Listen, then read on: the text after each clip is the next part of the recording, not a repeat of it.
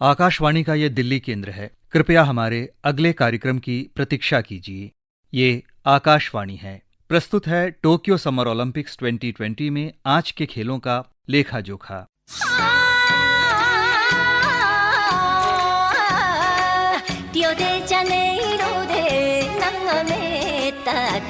Tokyo Olympics 2020। नमस्कार, आप सभी का स्वागत है ऑल इंडिया रेडियो पर और हम आप तक लेकर आ रहे हैं टोक्यो ओलंपिक्स का हाल। मैं हूं नीति रावत और स्टूडियो में चर्चा करने के लिए मेरे साथ में है स्पेशल गेस्ट और senior sports journalist Ravikant Singh ji. आपका बहुत बहुत स्वागत है। Thank you. और साथ ही साथ वी कृष्ण स्वामी, आपका भी स्वागत है। तो चलिए शुरुआत करते हैं हॉकी के साथ। हॉकी पर खास रिपोर्ट आनंद के की। The Indian men's hockey team's dream of an Olympic gold after more than 4 decades was crushed by world champions Belgium. The strong European side beat India 5-2, which left India to try and fight for a bronze medal. A hat-trick by drag flick expert Alexander Hendrick in the 19th, 49th and 53rd minutes was supplemented by an early goal in the second minute by Loic Lupart and John Dohem in the final minute for a convincing 5-2 victory. In the other semi-finals, Australia beat Germany 3-1.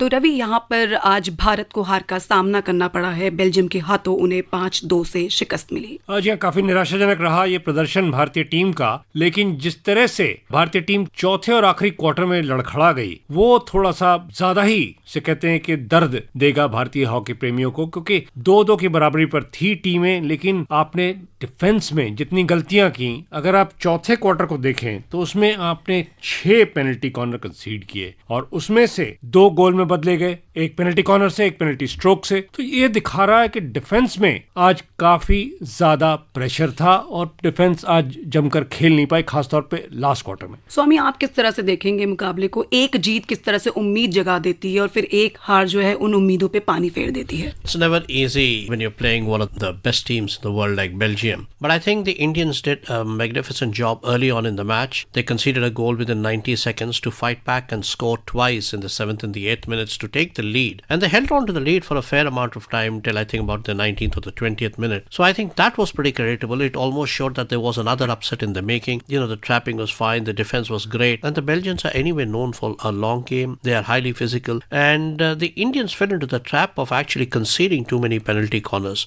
When you give a team like Belgium, which has an absolute specialist like Alexander Hendricks, whose drag flicks are probably among the best in the world, then you are just actually throwing away the match, and that's exactly what happened. Swami, the penalty stroke that was awarded, though the Indians claimed that it should have been stopped for dangerous play, but unfortunately when the video referee was consulted, he ruled that it should be a penalty stroke because the ball had come off an Indian stick. Now that is where the problem started, because it came off an Indian stick and hit an Indian defender on the thigh. And at that point of time, for a penalty corner to be made into a penalty stroke would also, demoralize the team which is defending. Yet, I would say when a team is consecutively conceding penalty corners one after another, if you notice more than once, there was a series of penalty corners, 2 or 3 in a row. That means enough care was not taken to clear the ball properly. Of course, this is something that you can't actually plan out in a split second, but at the same time I would say the stroke, if you look at the replays, they did seem a little justified. Of course the Indian players would never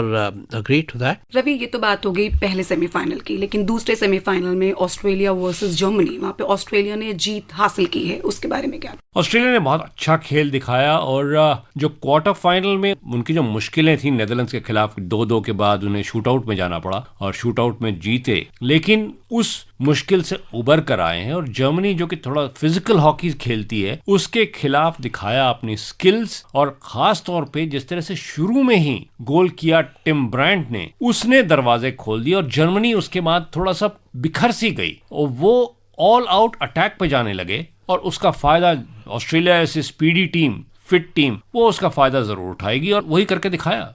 स्वामी, अब जो है भारत का सामना Germany के साथ होगा bronze medal के लिए। ऐसा है कि भारत ने 1980 के बाद कोई पदक नहीं हासिल किया। ये बेहतरीन मौका है ठीक है, फाइनल में आप नहीं पहुंच पाए, कुछ नहीं होता, ये चलता है, यहाँ तक सेमीफाइनल तक पहुंच गए। मगर ये वाला मौका उनको, अगर आज की हार जो थी बेल्जियम के खिलाफ, उससे अगर कोई सीख लेनी है तो वो ये है कि आप अपने ओपोनेंट्स को 14 पेनल्टी कॉर्नर देने के बाद जीत की आशा नहीं रख सकते। और जर्मनी भी एक ऐसी टीम है जो कि पेनल्टी कॉर्नर्स पे काफी जो है डिपेंड करती है और उनका गेम बड़ा फिजिकल होता है। और हर टीम जब इस लेवल पर आ जाती है तो पेनल्टी कॉर्नर पे काफी फोकस करते हैं, क्योंकि क्लियर कट गोल आपको मिलना आजकल फील्ड गोल के तौर पर स्पेक्टेकुलर गोल्स मिलते हैं, मगर ऐसे मौके बहुत आसानी से नहीं मिलते क्योंकि सारे डिफेंडर्स उसको क्राउड कर लेते हैं। और गोलकीपर जो है इतना सारा प्रोटेक्टिव गियर पहनने के बाद जिस तरीके से डिफेंड करते हैं तो इतना आसान नहीं है उनके सामने से बॉल निकाल देना। तो हमेशा कोशिश ये रहती है यदि गोल ना हो पाए क्लियर कट तो पेनल्टी कॉर्नर किसी तरीके से ले ले ताकि वो सेट पीस को कन्वर्ट कर सके। और हर टीम जब यहाँ पर आती है इस प्रतियोगिता में तो कुछ प्लान ए, प्लान बी और प्लान सी लेके आती है। और हमेशा हमने देखा कि यूरोपियन टीम्स पेनल्टी कॉर्नर में एशियन टीम से बेहतर है। हो सकता है कि जर्मनी भारी पड़े भारत पे, लेकिन रवि अब बात कर लेते हैं महिला हॉकी की। कल भारतीय टीम का मुकाबला होगा अर्जेंटीना के साथ। कॉन्फिडेंस जरूर हाई होगा। मुझे वही डर है कहीं कॉन्फिडेंस में वो मार ना खा जाए, क्योंकि अर्जेंटीना एक हल्की टीम नहीं है बिल्कुल, स्पेशली विमेंस हॉकी में। और जिस तरह से वो फिजिकल गेम खेलती हैं, हमारी जो लड़कियां हैं उनको इस तरह की टैकलिंग की आदत नहीं है। They have to be extra careful because this South American side plays the hockey in almost soccer style. So you will see a lot of shoulders being used. You'll see a lot of hard tackles being made, especially from behind. Players have to be extra careful not to get injured. So you have to avoid those tackles and still make the plays. That is where the big challenge will be. But this is something new for the Indian women's hockey team, and I'm sure the coach Short Barenier would have worked on this aspect because he, for one, is pretty familiar with the Argentines.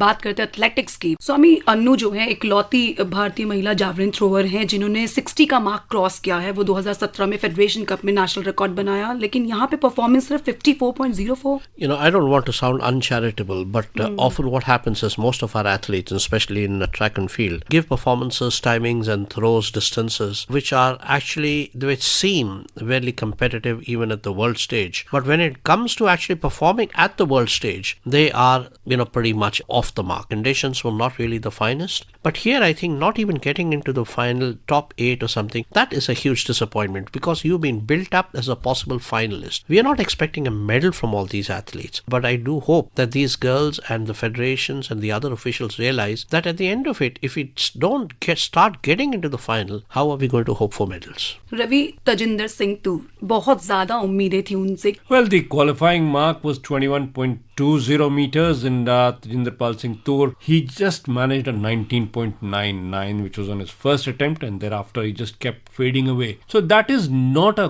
good sign. One would have expected him to go higher, and if he had gone higher, anywhere close to the 21-meter mark, maybe he would have been in contention. Although there were people who were consistently throwing close to that 21.20 mark, not crossing it. Only 2 people crossed it in his group. But the fact is that he was not able to get past the 20-meter mark. Now that is a bit of a disappointment for a person whose best is 21.63. Now if you cannot get anywhere close to your personal best, well, the Olympic stage becomes a little, difficult. स्वामी, आपके पास आते हैं, बात करते हैं wrestling की। वहां पर जो है रेसलिंग की शुरुआत आज ही हुई, पहला मौका मिला सोनम को, लेकिन वहां भी हार का सामना करना पड़ा। ऐसा है, थोड़ी सी अनलकी रही सोनम, क्योंकि काफी अच्छा फाइट तो किया उन्होंने। और रेसलिंग में जो है मंगोलियन खिलाड़ी हमेशा ही काफी मजबूत होते हैं, काफी ताकतवर होते हैं, और फिजिकल साइज में भी जो है सोनम से वो काफी थोड़ा सा बड़ी दिख रही थी। टेक्निकल इशू पे हार गई, 2-2 की बराबरी रही अंकों के मामले में, मगर क्योंकि मंगोलियन रेसलर ने जो है आखिरी अंक हासिल किया था इसलिए उन्हें विजयी घोषित किया। तो मैं समझूंगा थोड़ा सा डिसअपॉइंटमेंट रहा सोनम के लिए। जब भी कोई खिलाड़ी ओलंपिक जाता है उसकी आशाएं काफी होती हैं, तो उनकी जो है डिसअपॉइंटमेंट हम समझ सकते हैं। Sonam is only 19, so she's got a long way to go. And unfortunately, the Mongolian went ahead and lost in the quarterfinals, so she didn't even make it progress to the semis, which means that the repechage door was also closed on Sonam.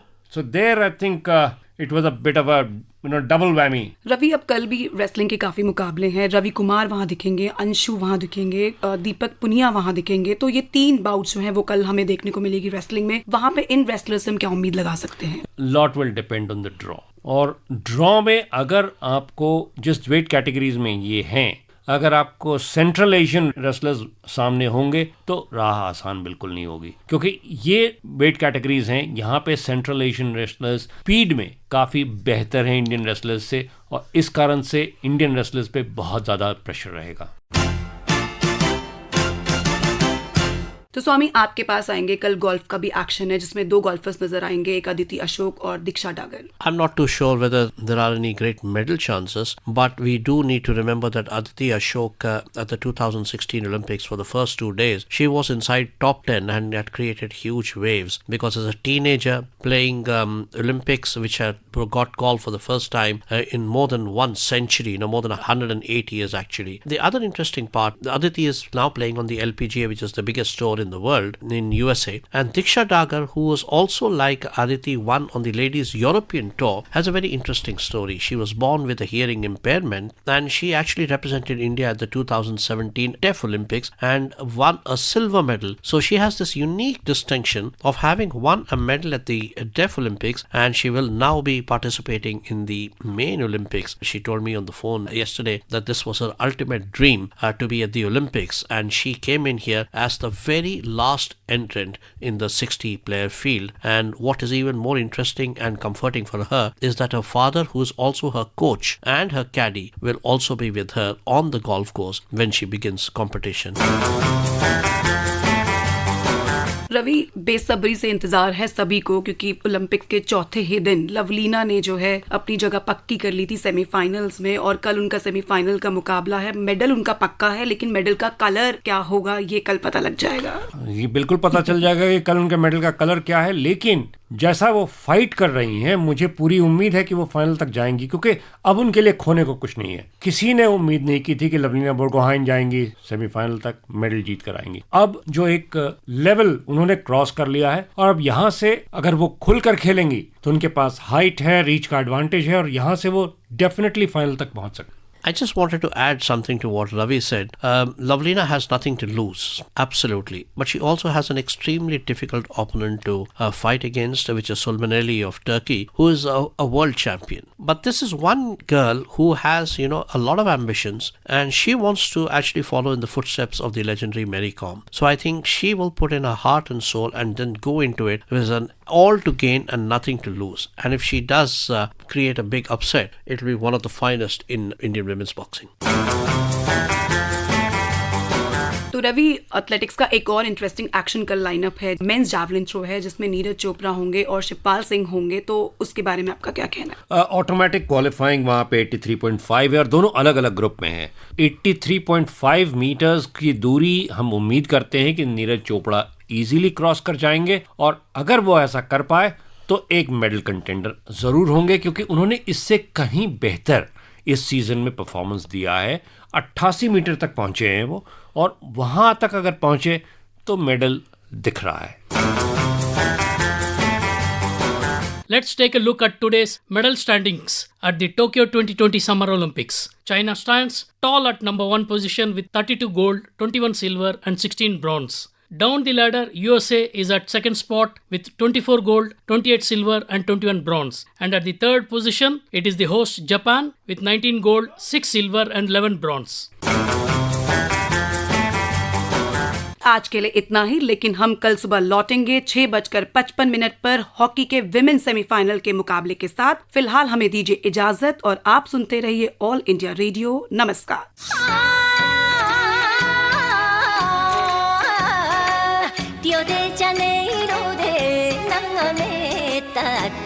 Tokyo Olympics 2020. अभी आप Tokyo summer Olympics 2020 में आज के खेलों का लेखा जोखा सुन रहे थे। प्रतिभागी थे वरिष्ठ खेल पत्रकार वी कृष्णास्वामी और रविकांत सिंह। संचालक थी नीति रावत। कार्यक्रम के प्रस्तुतकर्ता थे एस.बी. वेंकटराम, शिबू जॉर्ज और प्रवीण चंद। ये कार्यक्रम आकाशवाणी के दिल्ली केंद्र से प्रसारित किया गया।